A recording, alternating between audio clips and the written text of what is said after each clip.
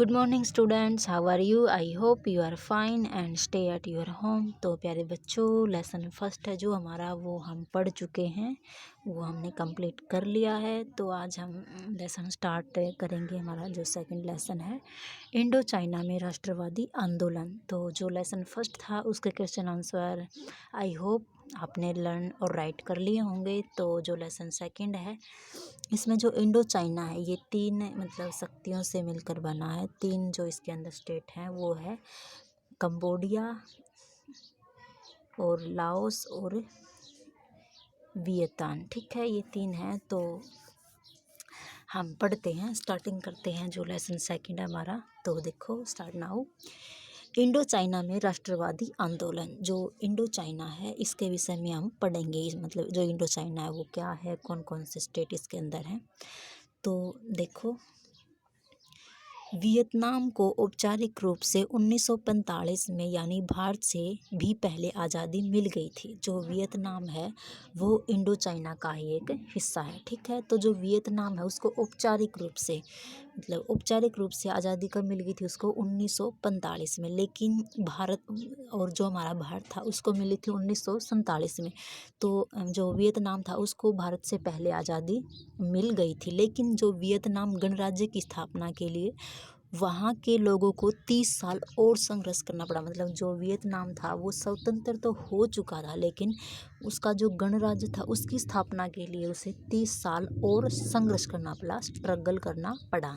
ठीक है, Indo China पर केंद्रित इस अध्याय में आपको प्रायद्वीप के एक महत्वपूर्ण देश वियतनाम के बारे में जानने का मौका मिलेगा। मतलब जो सेकंड जो लेसन है हमारा इंडो चाइना वाला, इसके अंदर हमने जो वियतनाम है उसके बारे में जानने का मौका मिलेगा, या हम इसके बारे में जानकारी प्राप्त करेंगे। ठीक है, वियतनाम के बारे में।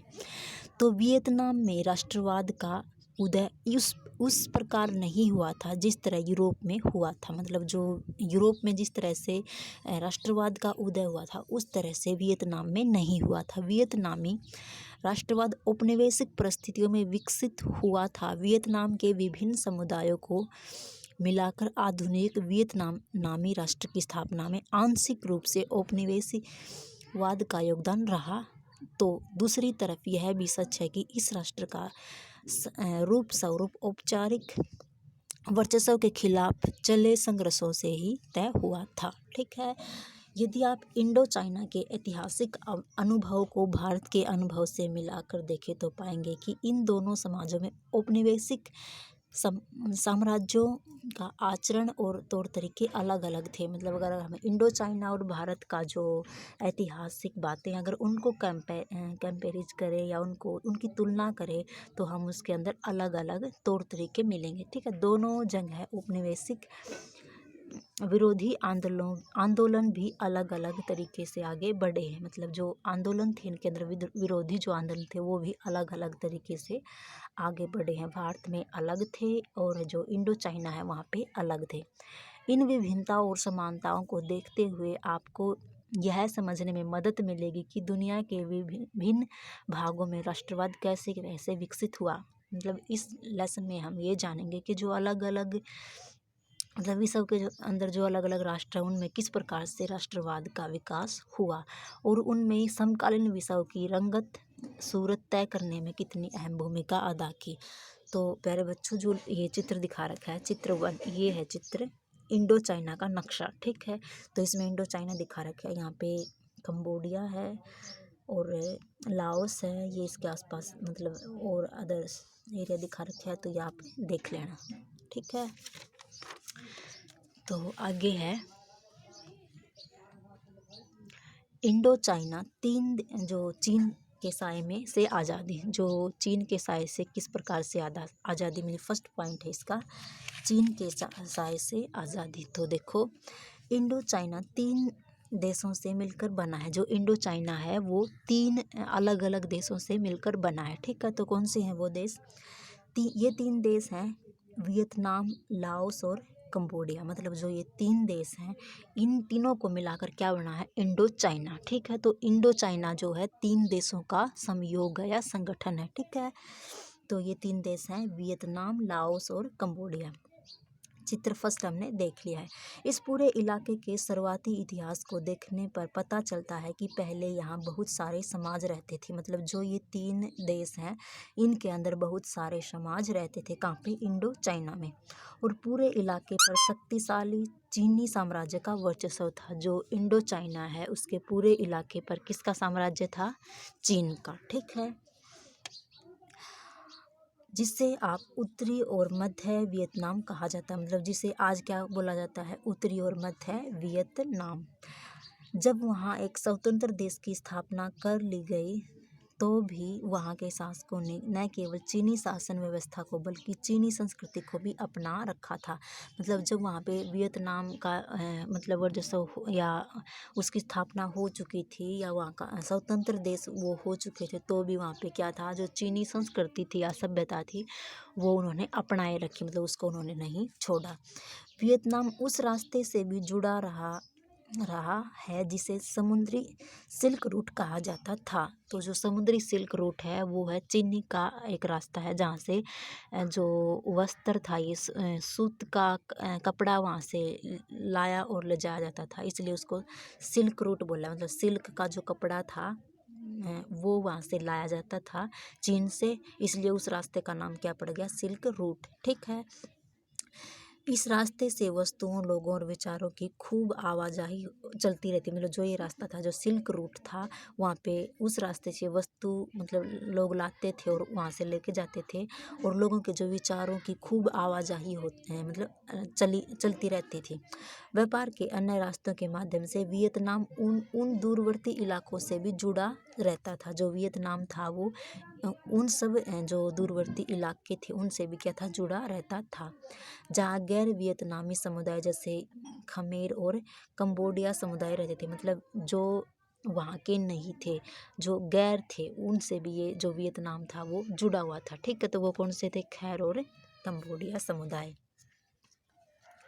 इसमें चित्र सेकंड में आपने दिखा रखा है जो फाइफो बंदरगाह है ये। ठीक है, तो इसमें फाइफो बंदरगाह की स्थापना पुर्तगाल व्यापारियों ने की थी।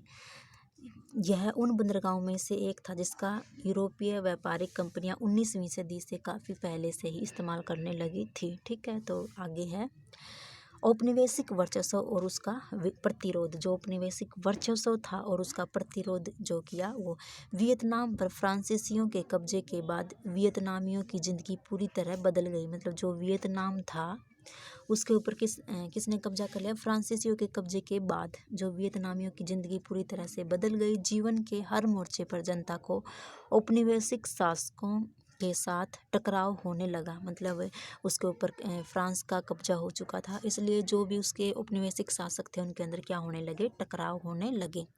फ्रांसीसियों का नियंत्रण सबसे ज़्यादा तो सैनिकों और आर्थिक मामलों में दिखाई देता था। जो सैनिक थे या सेना थी जो उसके ऊपर उनका ज़्यादा नियंत्रण था। जो आर्थिक मामले थे उनके अंदर भी उनका ज़्यादा नियंत्रण दिखाई देता था। लेकिन वियतनामी संस्कृति को तहस नहस करने के लिए भी उन्होंने सुनियोजित प्रयास किए। जो फ्रांसीसी लोग थे उन्होंने क्या किया? जो वियतनामी जो संस्कृति थी उसको भी उन्होंने उसका खंडन करना चाहा, उसको भी तहस नहस करने की सुनियोजित प्रयास किए। मतलब उन्होंने प्रयत्न किए जो उनकी संस्कृति थी उसको भंग करने के। फ्रांसीसियों और उनके वर्चस्व का एहसास कराने वाली हर चीज़ के खिलाफ वियतनामी समाज के हर तबके ने जमकर संघर्ष किया। मतलब जो फ्रांसीसी जो लोग थे वो जो वियतनाम की संस्कृति या वहाँ की जो चीज़ें थी उनका जो खंडन कर रहे थे, तो वियतनाम के लोगों ने उनका जमकर संघर्ष किया। मतलब उनका विरोध किया, टकराव किया उनके अंदर। यहीं से वियतनाम में राष्ट्रवाद के बीज पड़े। मतलब यहाँ से ही जो वियतनाम था उसमें राष्ट्रवाद के बीज पड़े या स्टार्टिंग हुई। ठीक है, तो जो चित्र 3 है ये आपको खुद पढ़ना है। इसके अंदर क्या दे रखा है? ठीक है, ये वाला चित्र 3 ये है चित्र, इसके बारे में लिख रखा है तो ये आपको खुद पढ़ना है। तो आगे है फ्रांसीसी सेना।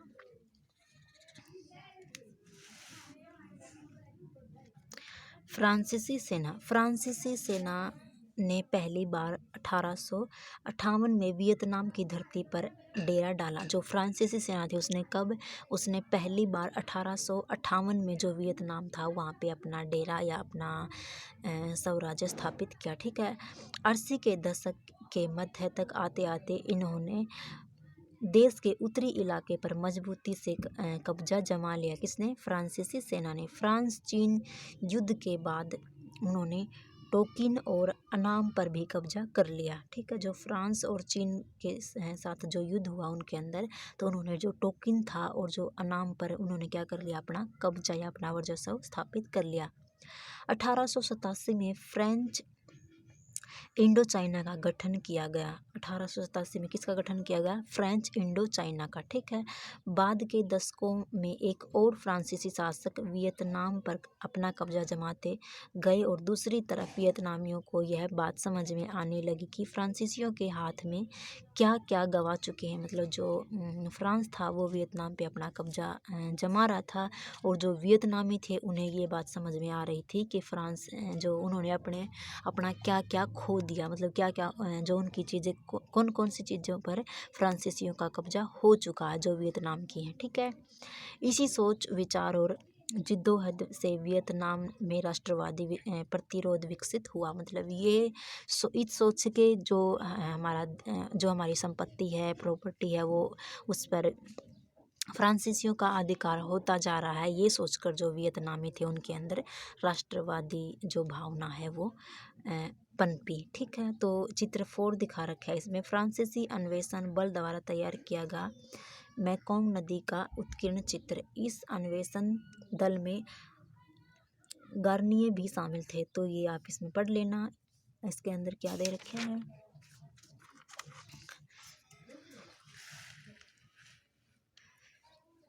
तो मशहूर नेत्रहीन शायर नगयेन दिहन चियू 1822 में उनका जन्म हुआ था और 88 में उनका निधन हुआ, ने अपने देश की दुर्दशा पर शोक व्यक्त करते हुए लिखा। मतलब ये जो वियतनाम के एक मशहूर नेत्रहीन, मतलब जिनकी आंखें नहीं हैं, कवि है, उन्होंने क्या लिखा? मैं चीर अंधकार में जीने को तैयार हूँ। मतलब जो ये राइटर हैं, लेखक हैं, कवि हैं, इन्होंने क्या लिखा? जो जिनकी आंखें नहीं हैं, नेत्रहीन हैं, और वो वियतनाम के बारे में क्या लिखते हैं? मैं चीर अंधकार में जीने को तैयार हूँ। उन्होंने बोला कि मैं चीर अंधकार में, मतलब लंबे समय के अंधकार में जीने के लिए तैयार हूँ। गद्दारों का मुंह देखना मुझे मंजूर नहीं। मतलब वो कहता है कि मैं अंधकार में जीने को तैयार हूँ, लेकिन जो गद्दार हैं, जो देशद्रोही हैं, मैं उनका मुंह देखना मुझे मंजूर नहीं, मैं उनका मुंह देखना नहीं चाहता। मुझे कोई आदम जात न दिखे। मतलब वो कहता है कि मुझे कोई भी आदम जात, मतलब कोई भी आदमी न दिखे, कोई बात नहीं। तो वो कहता है कि मैं किसी आदमी को देखना नहीं चाहता। आदम जात मतलब जो मानव है, मैं उसे देखना नहीं चाहता, ये कोई बात नहीं। किसी इंसान की पीड़ा मुझे मंजूर नहीं, मतलब किसी आदमी को मैं देखना नहीं चाहता, ये मेरे लिए कोई बात नहीं, लेकिन मैं किसी इंसान की पीड़ा को, उसके दर्द को मंजूर नहीं कर सकता। ये एक राइटर की बातें हैं। मैं कुछ न देखूं कोई बात नहीं। वो कहते हैं कि मैं कुछ न देखूं ये कोई बात नहीं, वतन को छिन्न भिन्न होते नहीं देख सकता। मतलब मैं कुछ भी ना देखूं ये कोई बात नहीं है, लेकिन मैं अपने वतन को छिन्न भिन्न, मतलब अपने वतन को तहस नहस होते नहीं देख सकता, अपने वतन का पतन होते हुए मैं नहीं देख सकता। तो ये उस राइटर की बात है जो नेत्रहीन है, वियतनाम के हैं। उन्होंने बहुत अच्छे शब्दों में बहुत अच्छी बातें लिखी हैं। तो प्यारे बच्चों, आशा है कि आप भी अपने राष्ट्र के विषय में ऐसा सोचेंगे। तो आज के लिए इतना ही। हम नेक्स्ट वीडियो में पढ़ेंगे। जितना आपको करवाया गया है उसको ध्यानपूर्वक सुनें, देखें और समझें। Thank you.